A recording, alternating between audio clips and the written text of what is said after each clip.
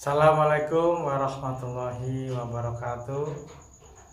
Malam ini saya membahas tentang kegagalan dalam mempelajari ilmu gaib. Banyak seseorang yang mempelajari ilmu gaib tetapi hasilnya nihil.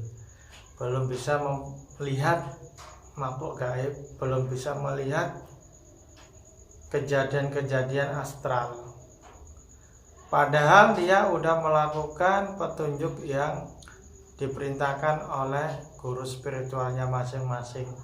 Contohnya seperti udah pernah melek, udah pernah ritual, udah pernah ke tempat angker, udah pernah membaca doa-doa ataupun mantra, udah pernah berpuasa juga.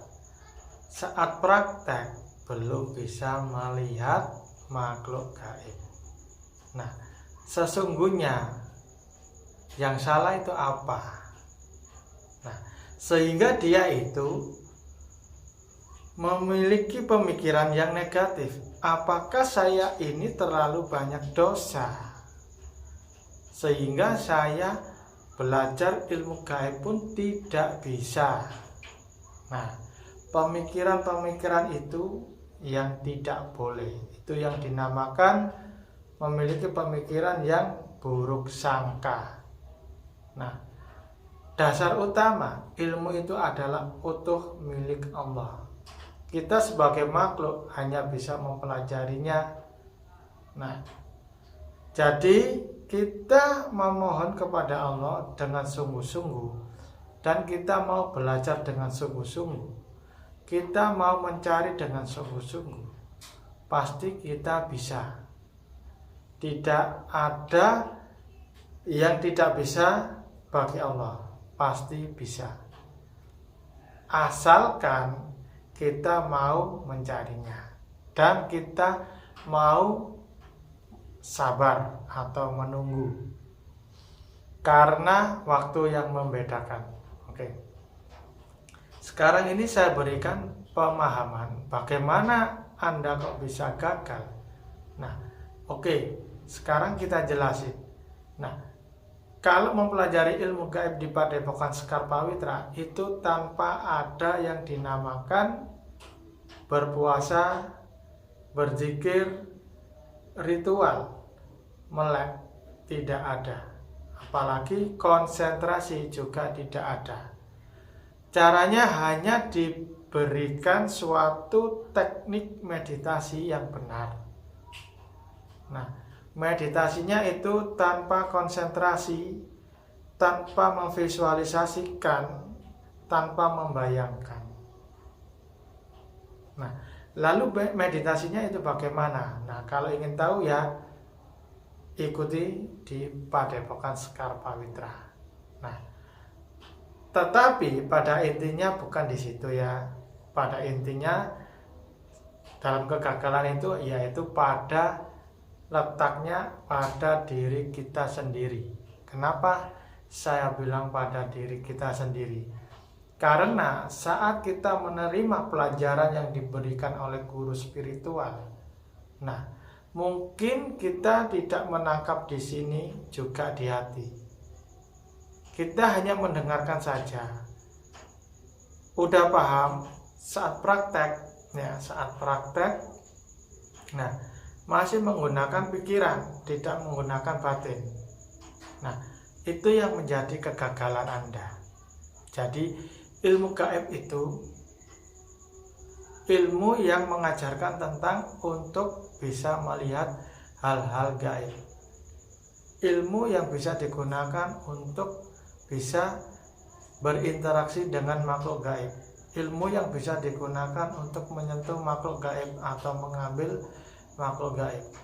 Nah, supaya kita bisa connect dengan gaib tersebut, kita harus bisa menonaktifkan pikiran kita atau pikiran sadar kita.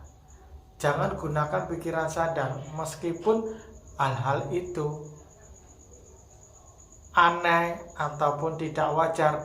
Jangan sampai dipikir. Misalkan gini, saat diajarin oleh guru spiritual, ternyata bisa melihat meskipun sebentar. Nah, tapi mungkin itu bentuknya aneh, sehingga pikiran Anda memikirkannya, masa seperti ini bentuk gaib itu ya? Apakah memang ini? Apakah ini halusinasi saya? Apakah ini bayangan saya? Apakah ini khayalan saya? Wah, bukan ini. Kemudian Anda mencari lagi, mencari terus dan terus menerus. Mencari itu apa? Kalau mencari pasti menggunakan pikiran, sehingga tidak bisa, karena letak pikiran itu ada di dalam jasad ya. Sedangkan makhluk gaib itu ada di luar jasad.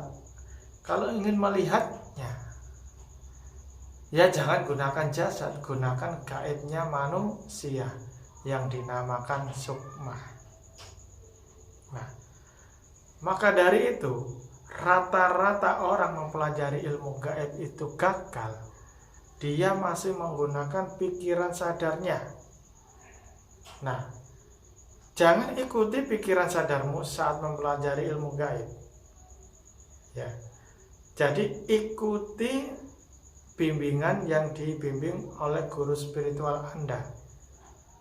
Setelah diikuti, praktekkan. Nah, apapun yang terjadi, jangan sampai dikelola oleh pikiranmu. Kalau kamu kelola dengan pikiranmu, maka kegagalan yang Anda dapat, bukan kesuksesan.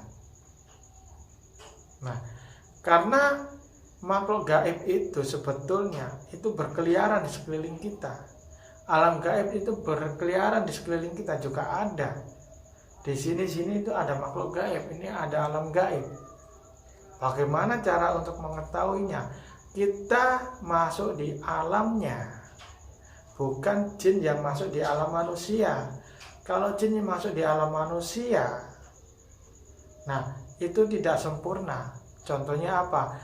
Jin masuk di alam manusia itu saat Anda nongkrong berdua sama teman atau sendirian di luar rumah saat tengah malam. Biasanya terlihat sekelebatan warna hitam atau sekelebatan warna putih. Nah, itu jin yang masuk di alam manusia. Sedangkan mempelajari ilmu gaib itu sukma masuk di alam gaib, sehingga bisa melihat alam gaib itu bagaimana dan melihat para penghuni gaib itu bagaimana. Jadi kita yang masuk di alamnya, bukan gaib yang masuk di alam kita.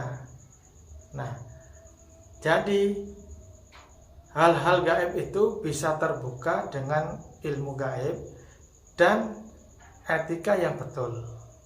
Dan jangan digunakan untuk pikiran. Kalau kita menggunakan akal pikiran, tentu saja tidak bisa. Tidak bisa tembus dan kesulitan. Apalagi metodenya dengan doa.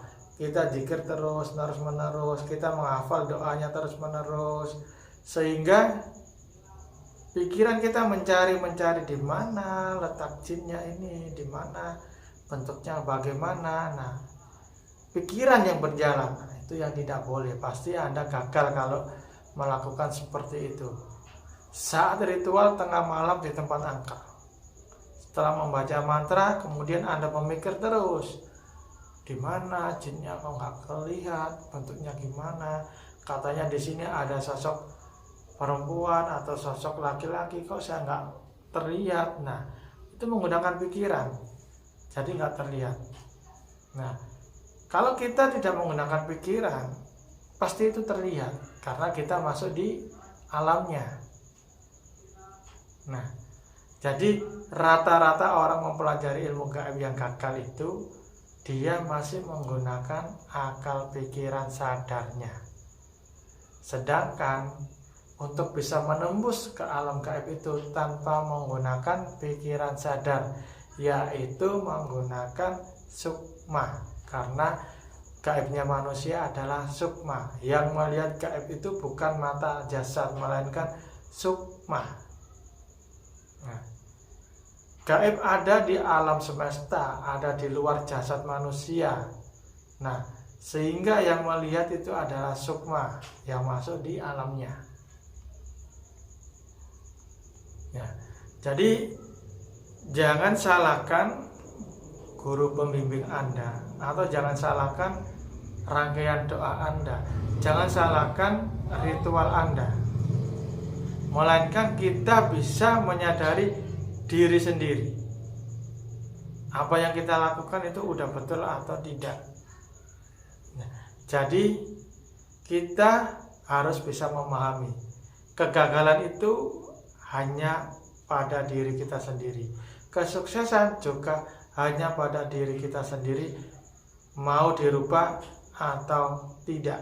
Kalau mau dirubah pasti berhasil, kalau tidak mau dirubah pasti gagal. Nah, maka dari itu saat mempelajari ilmu gaib, tentukan terlebih dahulu saya ingin mempelajari ilmu gaib itu untuk sebagai bekal, sebagai kekayaan ilmu, supaya saya bisa mengetahui makhluk Allah yang gaib.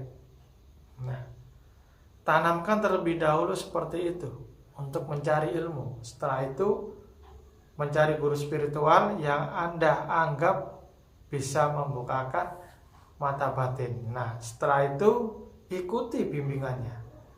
Jangan sampai menggunakan pikiran sadarmu.